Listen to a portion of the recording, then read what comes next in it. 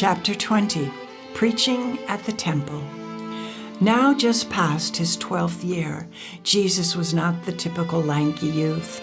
Although tall, he was sturdy and strong, no doubt from the daily work with his Father. The family joined a lively procession on the road. Jesus accompanied his family and many friends, laden with bundles and pulled carts, as they journeyed to Jerusalem for the feast of Passover. Amid the festive chatter and the bustling energy of the crowd, Jesus inquired, "Father, will I be allowed to be with the men this year?" Joseph replied with a knowing grin, "I would say that is a good possibility. What does your mother say?"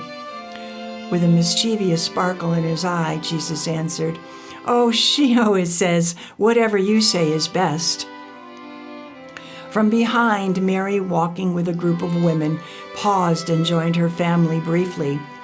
"You two walk faster than all the women put together," she teased gently. "And for that reason, should we not select a location to meet after the feast ends, in case we do not leave the city together? Of course, my dearest son, you will be with either your father or with me, yes?" Joseph concurred. "A good idea. There's a great tree about a day's walk outside the city, a cluster of stone to the right of it. I will point it out when we come to it. That is where we will meet." As they continued on their way, the very next day, Mary, walking among the other women, caught sight of the designated meeting spot and waved to Joseph. Meanwhile, Jesus, strolling with a group of other children, turned back and pointed excitedly at the tree and stone, a silent affirmation of the family's plans and the joy of shared journeys. The city of Jerusalem sprawled before them, a breathtaking panorama of ancient grandeur and sacred devotion. The golden light of the setting sun bathed its towering walls and narrow alleyways, casting long, reverent shadows upon streets alive with purpose. Every stone seemed to whisper stories of prophets and kings, and every doorway hummed with the echoes of fervent prayers. As dusk deepened, the city pulsed with life. The majestic facades of the temples glowed beneath the twilight, their towering columns kissed by the last embers of daylight. Some temples thronged with solemn, bearded men, their voices rising and falling in rhythmic chants, while others sheltered groups of veiled women, their whispered prayers weaving like a soft melody through the sacred air. Later that evening, the city transformed into a sensory feast. The warm, yeasty aroma of freshly baked, unleavened bread mingled with the rich, earthy scent of spices and fragrant oils wafting through the bustling courtyards. Families gathered beneath the open sky, their laughter and songs spilling into the streets as the grand feast commenced. A celebration of faith and freedom that stretched over 7 nights of reverence, storytelling, and joyous abandon. From the humble villages of Nazareth to the furthest reaches of Judea, pilgrims had come, their hearts alight with the spirit of devotion and festivity, dancing beneath the stars as the sacred festival united them in an unbreakable bond of faith and tradition. On the final day of the feast, as the first light of morning broke through and families began their journey home, the once crowded streets gradually emptied. In the thinning crowd, Joseph's eyes scanned the familiar cluster of stones and the great tree that had been their agreed meeting spot. He looked about anxiously for Mary and their son, Jesus. Suddenly, Mary's worried gaze met his. Only she was alone, and Jesus was nowhere in sight. In a flurry of concern, they moved among the remaining crowd, asking every passerby if they had seen their son. "Have you seen Jesus?" Mary asked a nearby woman with gentle urgency. "Why, yes, he's quite handsome, Mary. Did he enjoy the feast?" The woman replied warmly, "Yes, I'm sure that he did. I mean, since we left, have you or your family seen him?" Mary pressed. The woman shook her head. No, not since the other day. Joseph then made his way from one group to another, his eyes darting over the thinning throng and then toward the familiar tree, desperately hoping that the boy would suddenly appear. At length he spotted Mary standing by the spot, her face etched with worry. Rushing to her side, he exclaimed, "He is nowhere to be found. I thought he was with you. Forgive me. I truly thought he was with you." Mary replied softly, "And I thought he was with you. We must return to Jerusalem at once." With hearts heavy but resolute, the two hurriedly rove their way through the departing crowd towards the city. Meanwhile, back in Jerusalem, Jesus was begging in the crowded streets for alms. He approached a compassionate woman who, moved by his humble appearance, offered him a small portion of what she had. Carefully, he tucked the modest gift into his satchel and continued on, seeking help from several others. Yet he neither ate nor adorned himself with anything offered. As the day faded into evening, the boy made his way toward the part of the city where the homeless gathered for shelter. There, with quiet dignity, he emptied his collected alms and shared them generously among those in need. Later still, as twilight deepened into the somber night, Joseph and Mary returned to the city, each gripped by anxiety. They decided to split up, desperate to find their missing son. In a moment of despair, Mary fell to her knees in a secluded corner and lifted her face to the heavens.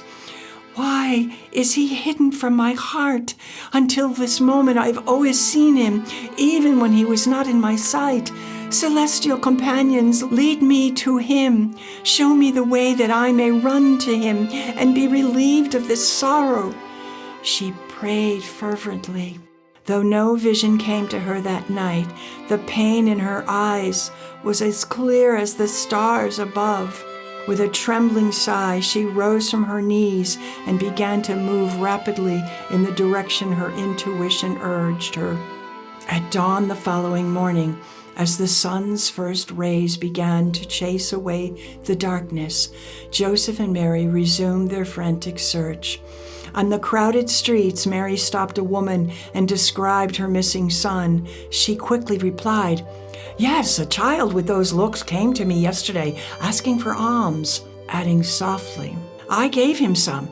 A child so gracious in his need tugs at my heart." As Joseph and Mary continued their search, people confirmed that many had seen Jesus. Again he was witnessed begging from the people gathering what little he received, and with a quiet resolve giving it away. In the afternoon he was spotted inside a modest hospital for the indigent, where he moved among the afflicted, laying his small hands on those in pain, offering comfort, and in subtle miracles causing cures and gentle recoveries.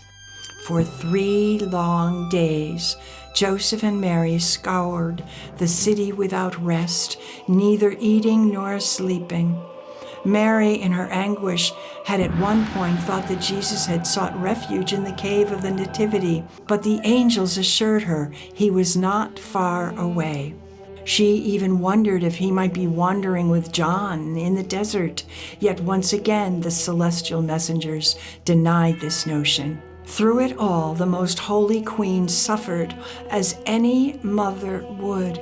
Her tears flowed freely, yet she never allowed anger or bitterness to darken her spirit. Then on the 3rd day, within the vast and echoing halls of a great temple, an astonishing scene unfolded. Jesus stood among the learned men who debated the prophecies of the coming Messiah. With quiet confidence, he stepped forward and joined their circle. One by one, the learned men, along with many parents gathered to help in the search, turned their attentive faces toward him. In awe, They sat around him, listening intently to the insights and gentle arguments of this young sage.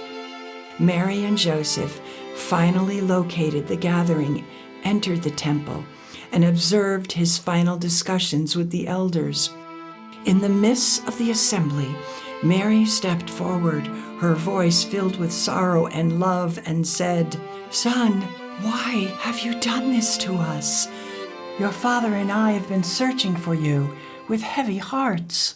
Jesus, calm yet firm, replied, "Why were you looking for me? Did you not know that I must be doing my Father's work?" Mary spoke softly, her heart heavy with emotion. "Let me express my sorrow, my son, so that my heart does not break from the pain while I still have a purpose in serving you." Jesus gazed at his mother with deep love, offering her comfort through his presence. Until the time came for his greater mission, he remained by her side, guiding and accompanying her. With their hearts reunited, the Holy Family set out for Nazareth. The young Jesus, full of humility and obedience, honored his parents in a way that even the angels marveled at. Mary, blessed beyond measure, was so pure and virtuous that the Son of God willingly placed himself under her care. With Joseph's guidance, she nurtured and raised him as her own, leading with wisdom and love. Striving always to reflect his goodness, her deep holiness touched the heart of Christ, binding them together in an unbreakable love.